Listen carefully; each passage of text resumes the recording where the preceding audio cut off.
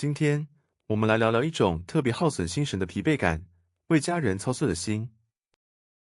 你是不是也有这样的时刻，看着孩子做事拖拖拉拉，总是犯同样的错，或者家人的某个决定在你眼里看来简直错得离谱，你忍不住开口指导，甚至直接出手帮他们把问题解决掉。你觉得自己是在爱他们，保护他们，但换来的往往是对方的不耐烦，还有一句“你管太多了”。最后，事情可能做好了，但关系却降到了冰点。你满腹委屈的想，我这都是为你好，为什么你就是不懂？如果你也常常陷入这种过度干涉的轮回里，我们用佛法的视角，帮你把纠结的思绪理清楚，找回这段关系中最舒服的界限。生活情境带入视觉建议，画面切换为一张摊开的学校联络簿特写，上面有着老师用红笔写下的提醒或警告。镜头缓慢推进，营造一种压迫感。听觉设计，加入轻微的心跳声或秒针滴答声，随后被一声清脆的叮声打断，瞬间切换回平静。让我们进入一个非常真实的生活场景。晚上，你拖着疲惫的身体下班回家，打开孩子的联络簿，赫然看见老师用红笔写下一长串的留言，说孩子今天又忘记交作业，或是跟同学发生了摩擦。那一瞬间，你的血压飙升，你的大脑像是一台警报大作的电脑，立刻开始高速运转。我要怎么回复老师？我等一下要怎么教训孩子？我要怎么帮他把这个烂摊子收拾好？我们的大脑习惯于解决问题，看到漏洞就想立刻补上。我们急着介入，拿起笔帮孩子写好一个完美的说辞，甚至帮他把忘记带的作业连夜赶出来。我们以为这是在帮孩子解决危机，但停下来仔细想想，那一刻，我们真正想解决的，到底是孩子的问题，还是我们自己内心失控的焦虑感？佛法诊断，看见执念与控制视觉建议，画面转为一个人在操控着提线木偶的剪影，随后木偶的线逐渐断裂，象征控制欲的瓦解。听觉设计，专注力白噪音渐入，帮助观众将意识集中在逻辑思考上。在佛法中，这种不由自主想要掌控一切的心理状态，叫做执念。我们之所以会过度干涉，是因为我们不知不觉中，把孩子的表现、家人的成就，当成了我自己的延伸。联络簿上的红字，在我们眼里，仿佛是在否定我们作为父母的价值。佛陀告诉我们，世间万物的痛苦，多半来自于我们想要去掌控那些根本不属于我们控制范围的事物。我们把自己的期待强加在另一个独立的生命个体上。当我们说出“我是为你好”的时候，背后其实隐藏着一个巨大的控制欲。你必须按照我的方式运作，我的心才会觉得安全。这就像是在维护一套软体系统，我们试图去修改一段根本不在我们权限范围内的程式码，结果不但系统会崩溃，我们自己也会耗尽所有的能量。核心解方，导入因缘观视觉建议，画面呈现一颗种子在土壤中发芽的缩时摄影。阳光、水分、土壤的图示在周围浮现，呈现一个完整的生态系统。听觉设计，音乐转为明亮、澄澈的木吉他单音或沉稳的钢琴声。要破解这个困局，我们需要引入佛法中一个极具逻辑性与科学精神的概念——因缘观。所谓因缘果报，因是事物发生的主要条件，就像一棵苹果树的种子；缘是辅助条件，像是阳光、空气、水，而果就是最终长出来的苹果。在家庭关系中，孩子或家人，他们自己就是那个主因。他们的个性、他们的选择、他们面对困难的态度，是这颗种子。而身为父母或伴侣的我们，充其量只是助缘，我们是阳光，是水。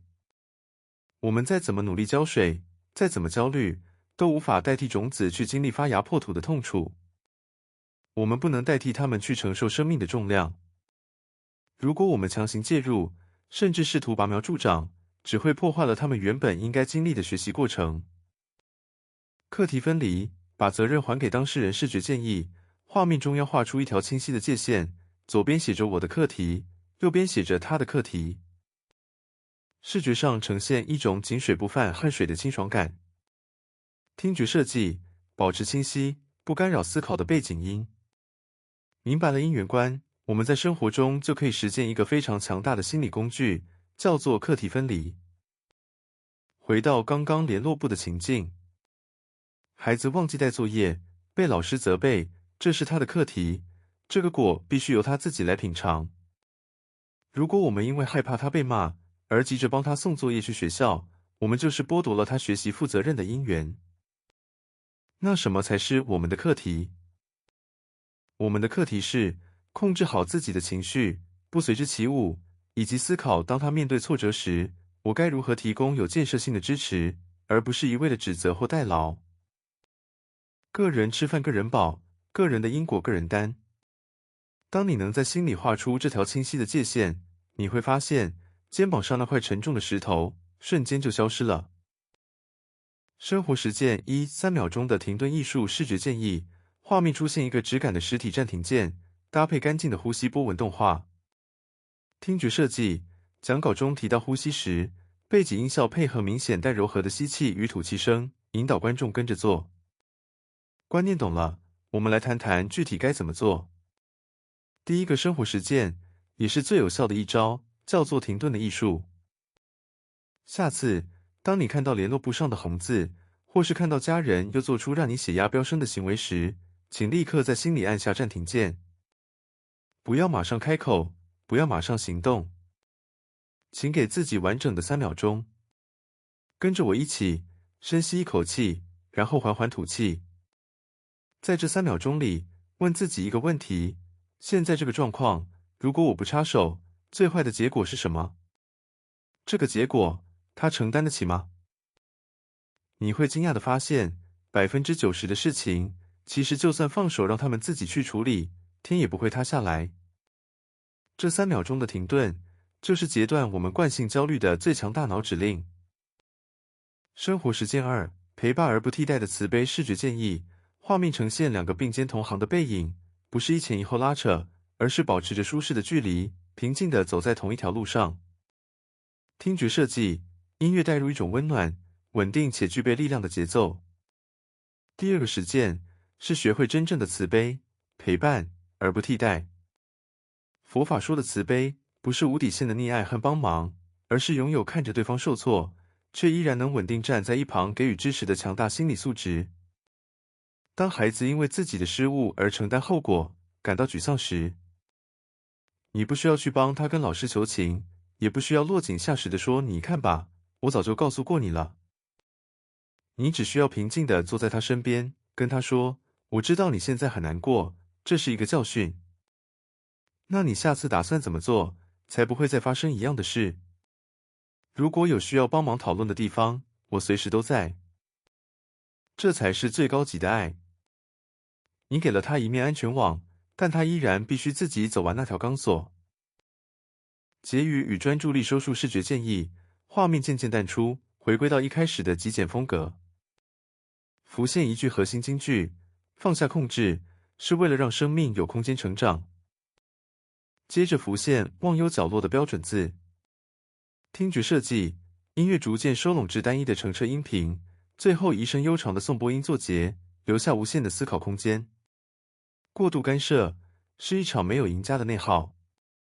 我们无法替任何人修行，也无法替任何人走完他们的人生。用因缘观来看待家庭关系，不是教我们冷漠无情，而是教我们用更成熟、更亲民的心智去爱我们身边的人。把成长的空间还给他们，把专注力与内心的平静还给自己。